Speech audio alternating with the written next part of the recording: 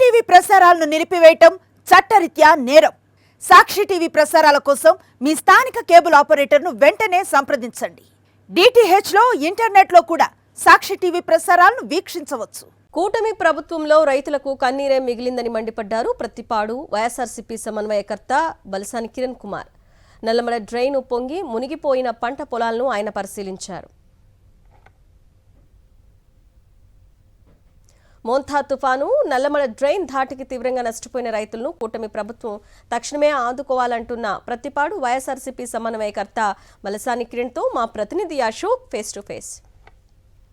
తుఫాన్ తీరం తాకిన తర్వాత భారీ ఈదురు గాలులతో కూడిన భారీ వర్షం పడటంతో పూర్తిగా వేలాది ఎకరాల పంట నీట మునిగింది. పూర్తిగా మనం పత్తిపాడులో చూసుకుంటే పత్తిపాడులో వేలాది ఎకరాలు ఎన్నడూ లేని విధంగా, దాంతోపాటుగా వాగులు వంకలు పొంగి ప్రవహిస్తున్నాయి. ఇప్పుడు మనం ఉన్నాం అప్పాపురంలో ఉన్నాం. అప్పాపురంలో చూస్తే పూర్తిగా నల్లమడ వాగు పొంగి ప్రవహించడంతో వందలాది ఎకరాలు ఈ ఒక్క గ్రామంలోనే పంట పూర్తిగా మునిగిపోయి చెరువును తలపిస్తుంది. అయితే పూర్తిగా మునిగిపోయిన పంటను అలానే దెబ్బతిన్న పంటను పరిశీలిస్తున్నారు నియోజకవర్గ సమన్వయకర్త బల్సాని కిరణ్ కుమార్. ఆయనతో మనతో ఉన్నారు. సార్, 2 రోజుల నుంచి చూస్తూ ఉన్నారు దెబ్బతిన్న పంటని. ఎలా ఉంది గ్రామాల్లో రైతుల పరిస్థితి, ఎలా ఉంది, ఏం చెప్తారు? అప్పాపురం గ్రామం సందర్శించడం జరిగింది. దగ్గర 3000 ఎకరాలు మొత్తం అంతా కూడా. మీరు ఇప్పుడు చూస్తున్నది కూడా కొండపాటూరు రహదారి. ఇది మొత్తం కూడా నీట మునిగిపోయింది. అలాగే అటు బీసీ కాలనీలో చూసుకున్నట్లయితే బీసీ కాలనీ కూడా మొత్తం ఇళ్లలోకి నీళ్ళు వచ్చేసింది. 40 కుటుంబాల వరకు కూడా ఇళ్లలో లేరు.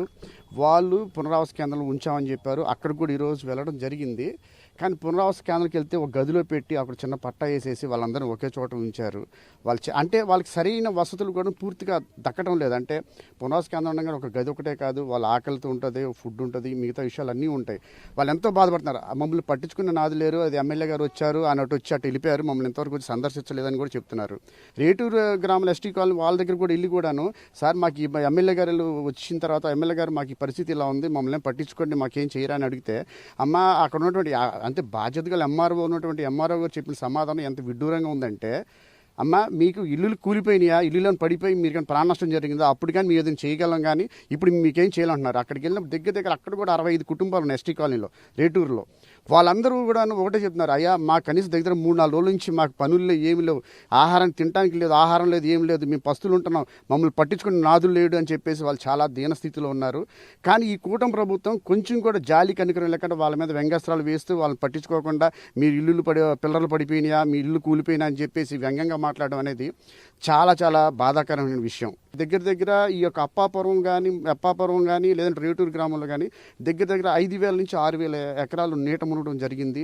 వీటన్నిటికి కూడా ఎవరైతే పంట పొలాలు నష్టపోయి ఉన్నారో వాళ్ళందరికీ కూడా కాంపెన్సేషన్ కింద వాళ్ళందరినీ ఆదుకోవాలా ఈ యొక్క కూటమి ప్రభుత్వం. మీ నియోజకవర్గంలో పత్తి పంట మునిగిపోయింది, మిరప పోయింది, అలానే వరి పోయింది, కూరగాయలు పోయినాయి.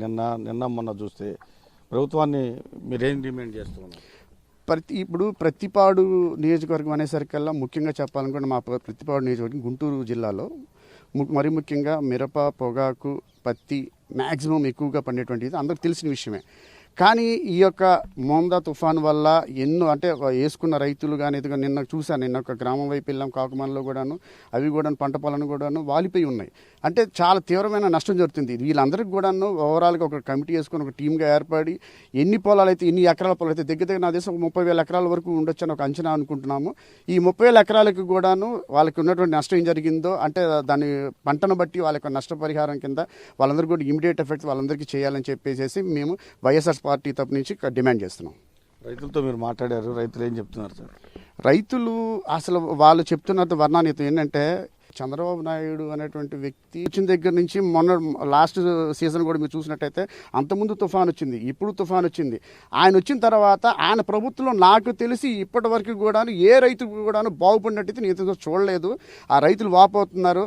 కిరణ్ కుమార్ అయితే ఒకటే చెప్తున్నారు, ఏదైతే పూర్తి స్థాయిలో నేను గ్రామాల స్థాయిలో క్షేత్రస్థాయిలో పరిశీలించాను, రైతుల పరిస్థితి చాలా దారుణంగా ఉంది. వెంటనే ఏదైతే రైతులు నష్టపోయారో ప్రతి రైతుకి ఖచ్చితంగా నష్టపరిహారం చెల్లించాలని కూడా డిమాండ్ చేస్తూ ఉన్నారు. కెమెరామెన్ సంతోష్తో అశోక్, సాక్షి టీవీ, ప్రతిపాడు నియోజకవర్గం.